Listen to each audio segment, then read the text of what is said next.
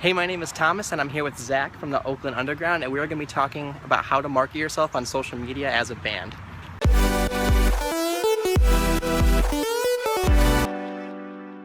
So I have noticed on your Twitter that you do a really good job at promoting and posting often and things like that. What do you normally do, or how do you find information on what to post about? The number one place, actually there's not a straight number one place that I go to, but generally I follow a lot of news outlets. I follow AV Club, I follow Pitchfork, Absolute Punk, a lot of things like that. There's a lot more than people realize. Follow those, and I do spend an embarrassingly amount of time on Twitter for sure. But yeah, I just scroll through and just look for news.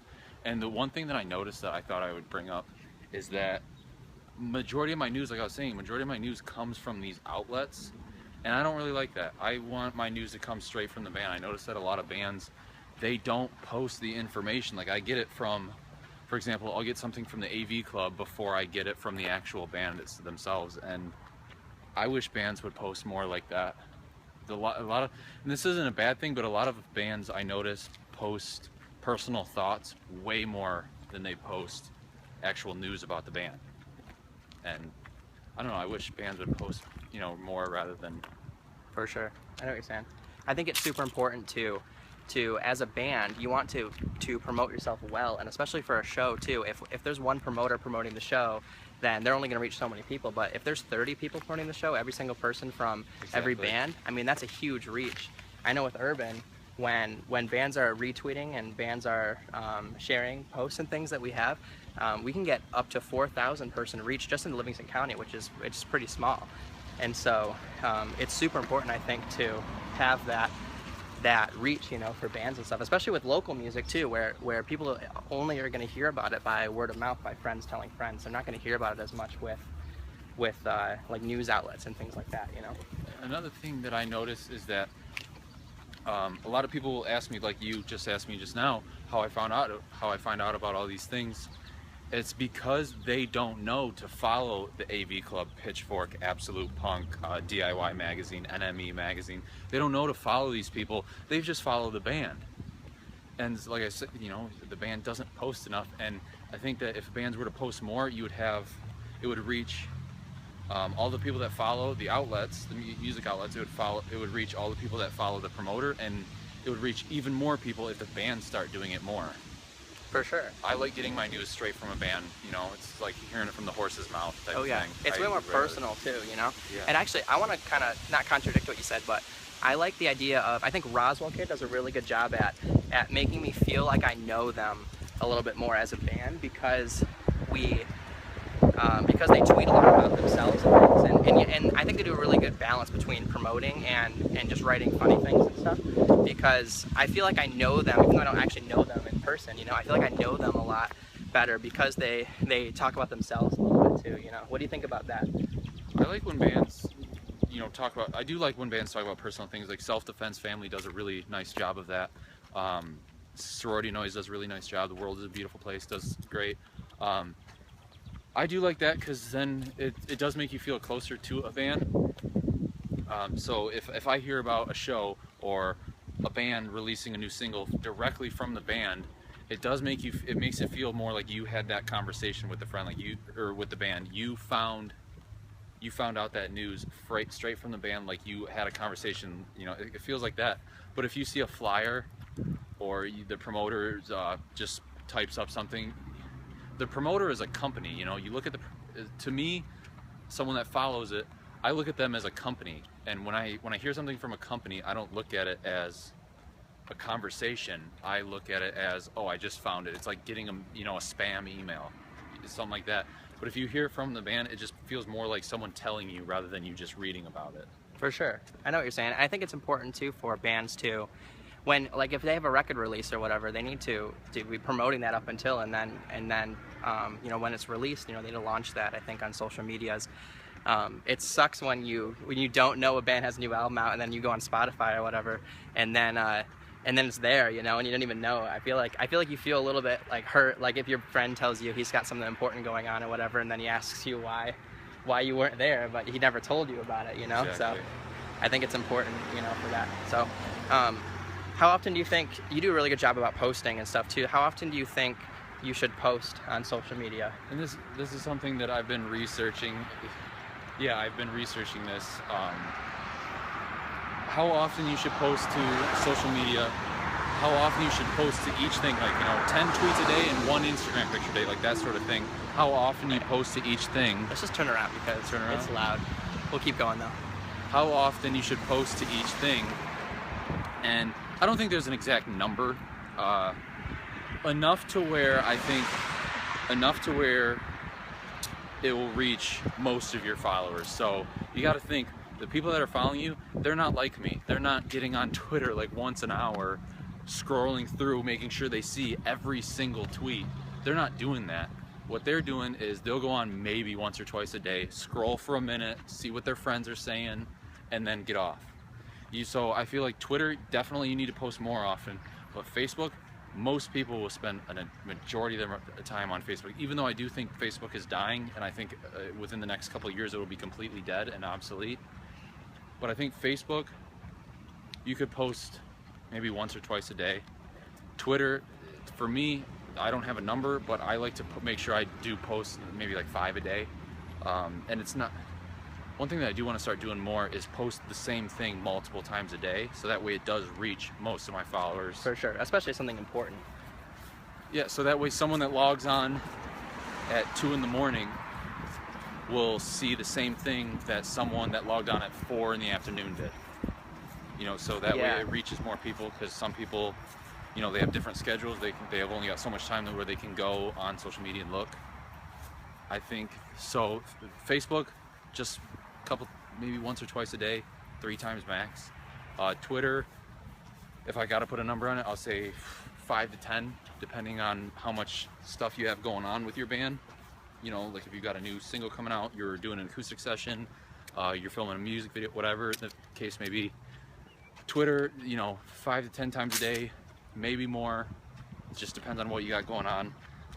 Then bands, I don't like when bands do Tumblr, because Tumblr almost is dead. It's a very niche thing now, and most of it's just, you know, kitties and food, things like that. It's just like pictures of cool things. It's not really information.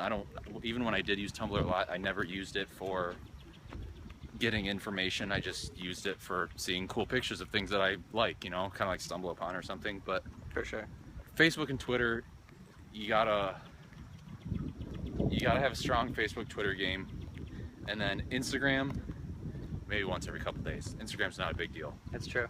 I think that the different platforms require different kinds of posts too. Exactly. You know, on Instagram, a lot of people go on Instagram, and the Instagram game is strong. I mean, there's a lot of very well done, you know, pictures and stuff, and a lot of the times it's almost a mini blog. And I think it's important to write, you know, 3 or 5 sentences underneath each picture or whatever. And because a lot of photographers and a lot of designers and a lot of artists will post that stuff on Instagram, so you're trying to compete with people who are traveling the world and getting these amazing shots, you know, from all over the world, and all these incredible artists and stuff. So you're trying to compete with that. So I think having high quality photos, high resolution photos on Instagram with a 3 to 5 sentence of like why it's important, I think is important, and an important thing to do. You can't just post a photo with no comment anymore. Yeah, definitely no on Instagram, no photos with no comments. Because if I just see a photo, if it's not something I immediately recognize, like, so if you post a picture of a band member, if I don't know that person, what they look like, if I don't know that person's face, I scroll right past it. I don't. So I feel like what the content of the picture needs to be, if it's not something recognizable or beautiful, you know, like a sunset or, I don't know, you know what I mean. If it's not something like that, or like you could do like a flyer, you could do whole band pictures, because I pay attention to more when there's multiple people, because I try to see if there's anyone I know in the picture. Band pictures, things like that, but always a comment with information.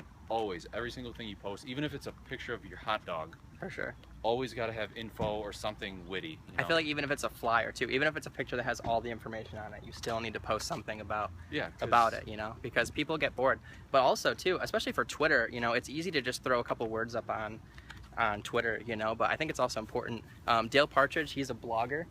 That's his job, and he makes a bunch of money just blogging and helping other bloggers succeed. And he says that there's a study where they're 8 times more likely to click on it if there's a photo involved. And so that's a big thing, is on Twitter, especially Twitter, always have a photo. For sure. Well, with Instagram, you have to have a photo. You know, right. So they kind of limit you there. Right, but I think it's definitely important to do that. And why would you hinder yourself? You know, I mean, and yeah, it takes a little bit more work, and a lot of the stuff, you know, you can just find a picture. You know, I'd scroll through my photos and things like that, and you can just find a picture that you have, you know, from a while ago or whatever that you haven't posted, and you can just post it, and then the comment or whatever could be something completely different.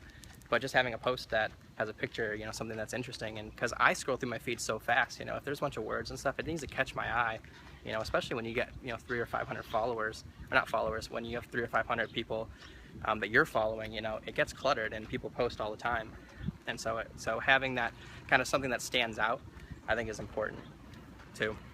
Yeah, the picture thing is strong.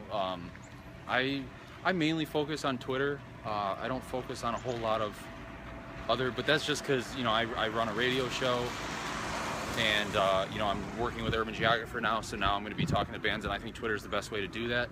And I've never really been a big Facebook guy, but so anyways, point of this is the Twitter, I almost always, I'm going to say like 95% of the time I have a picture with it, and I say like 99% of the time I have a link to more information about whatever that tweet was about. So if I'm posting about a show, I'll do new show, this band is playing at this venue, a link to the tour dates or like ticket information, and then a picture of like the tour flyer or an album cover, you know, if it's like a album release party or something like that. Picture, you know, pictures are important. But I feel like bands, I feel like Twitter is most important for bands, you know. Is that, you think? You agree for with sure. that? I would agree with that. I think as far as bands go, Twitter is most important. But then you do also have to have Facebook for the people that are still on Facebook, right, and still use it religiously. And also, I think promoters and labels and you know, businesses like that, they'll probably contact you through Facebook before they do on Twitter. Yeah, that's true. You need to have it. Yeah. But as far as connecting with fans go, I think Twitter's #1. For sure. I would agree with that. Yeah, especially, and information too. I mean, most people get their news from Twitter now too. Yeah. Most people don't watch the news or whatever I follow. You know, I just follow through the trends. Yeah, I follow New York Times, and I follow things like that. And yeah, oh yeah, when there's a huge, you know, if there's a disaster or something that happens, you know, that's blowing up or whatever, that I find out about it on Twitter. I don't find out about it on the news stations or anything like that. And I think it's good also to think about the content you're posting to different social medias. Again, the different social medias are different, and you need to treat them differently. And so just having, if you have an Instagram photo, just, you know, when you go about to post the photo, just clicking the Facebook and the Twitter button to post it all over, I don't think is valuable, because especially the people who follow you on multiple platforms, they don't want to see the same thing all the time. There's Popo. Yes. Oh, fire truck. Oh, ambulance. Oh, ambulance. Oh man, someone's hurt. That sucks. Yeah. So ambulance though, by the way. Yeah. Brighton's got it pretty good. But yeah, having that, especially because when you post to Twitter from Instagram, there's no picture along with it. It's just a link, and so you definitely want to have the picture available for people to see as they're scrolling through their feed. But again, if it's a cool picture, they immediately look at it. You know? Oh, for sure. Yeah. But having like a separate, different stuff on different sites, I think is really valuable too, because different platforms are made differently, and different people are. You know, are excited about different platforms because of what they do, and so we need to treat our band and our band as a business in a sense. And I know it sucks, and especially as a bunch of creative people, it's hard for us to. We're kind of just walking through wherever now. Yeah. As creatives, it's hard for us to. It's urban geography. That's true. Suburban right now. Geography. We're walking through my apartment complex right now.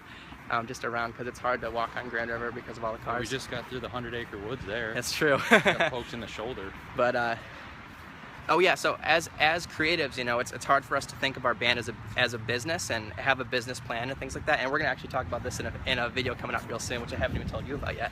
but treating your band as a business when it comes to social media marketing is super valuable and super important, and the bands that make it, I believe, have really strong social media content and a really strong a perception of their band when it comes to as a business. And that doesn't mean that you need to sell out to a record label or sell out or whatever. It just means that I think it means the market's changing. Oh yeah, with streaming services and people downloading music illegally more and more, it's the market's changing, and the way to distribute your music and get known is changing. And there's also that oversaturation of the market. You can't spit without hitting a new band.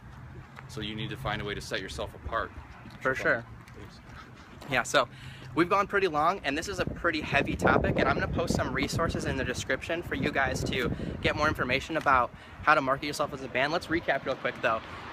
Post every day on social media, all of them. You should post multiple times a day on Twitter and Facebook, because the Facebook feed is especially finicky on what it allows the people for you to that like your page to see. And so you need to be posting more often, and Facebook's algorithm will deem that content more valuable. Posting often. Always include a picture or some kind of content, especially video. Video is getting really big now. If you have a 15-second video telling someone about what's going on, you'll probably get a lot farther reach than if you just post it with words. Especially if it is a video, make it funny. For sure, Add some humor. Yeah, and you can talk about yourselves a little bit on Twitter. Don't oversaturate it with just that. You need to promote yourself as a band and treat yourself professionally. But people want to get to know you too as an artist. If they're excited about what you're doing, then they want to get to know you as a person too. So, anything else from you? I think you kind of hit the nail on the head. I think Twitter is most important to connect with fans, and I think connecting with fans should be most important because that's what pays the bills. That's what brings the money in. So I think Twitter is most important. Picture multiple times a day. Facebook a couple times a day. But in your posts, links to more information. For sure, especially your site. If you have a site, you want to drive traffic to your site, because your website is the only place that you can 100% control all the content that's on there. And so getting people to your site to be able to listen to your music and things like that is definitely valuable too. So again, we're running really long, so we're gonna take off. We're gonna you can follow Oakland Underground at Oakland Underground. No, it's at OU Underground. I tried Oakland Underground, but it was too long. I guess. Lame. At OU Underground. You can follow Urban Geographer at urban_geo on Twitter, and at urban_geographer on Instagram. And we're gonna keep doing a bunch of videos like this. It's way easier for us to just walk around and talk to you than it is to set up all the cameras and stuff, and so we'll probably do a lot more content like this in the future.